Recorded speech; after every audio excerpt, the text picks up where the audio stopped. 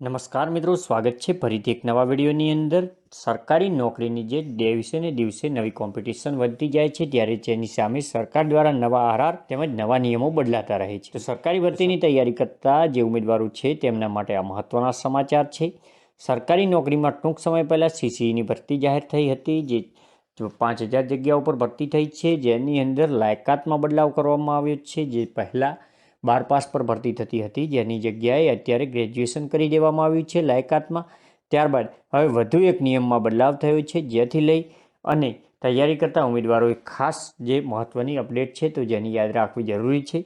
તો વાત કરીશું સરકારી નોકરીમાં લાયકાત બાદ વધુ એક નિયમમાં કયા નિયમમાં કરાયો બદલાવ તેના વિશેની આગળ વિડીયોમાં। તો મિત્રો, વાત કરવામાં આવે તો ગૌણ સેવા મંડળની ભરતી માટે હવે લઘુત્તમ વય 20 વર્ષ કરવામાં આવી છે। લઘુત્તમ શૈક્ષણિક લાયકાત સ્નાતક રખાતા ઉંમરની મર્યાદા પણ વધારવામાં આવી છે।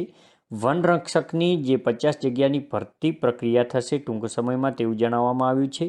જે ગૌણ સેવા પસંદગી મંડળ દ્વારા સચિવાલયના વિવિધ વિભાગોની નિયંત્રણ હેઠળની ખાતાની વડાની કચેરી માટે સર્વેયર વર્ગ 3ની ભરતી જાહેર કરી હતી।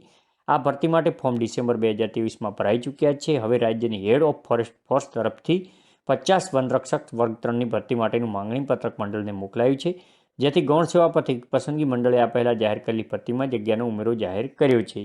તેમજ જે લઘુત્તમ વયમર્યાદા છે જે 18 વર્ષ હતી, પહેલાં તમે અહીંયા જોઈ શકો છો કે જે ગૌણ સેવાની પસંદગી ભરતી હતી જેમાં લઘુત્તમ લાયકાત 18 વર્ષ હતી, જેને બદલે હવે લાયકાત 20 વર્ષ કરવામાં આવી છે। એટલે કે લઘુત્તમ વયમર્યાદા તો તમે જોવામાં આવે તો જે 12 પાસ માટે જે 18 વર્ષની લાયકાત હતી તેની જગ્યાએ હવે 20 વર્ષની વયમર્યાદા કરવામાં આવી છે ગુજરાત ગૌણ સેવા પસંદગી મંડળ। તો આવી જ ઉપયોગી માહિતી માટે ચેનલને સબસ્ક્રાઈબ કરી લેવી।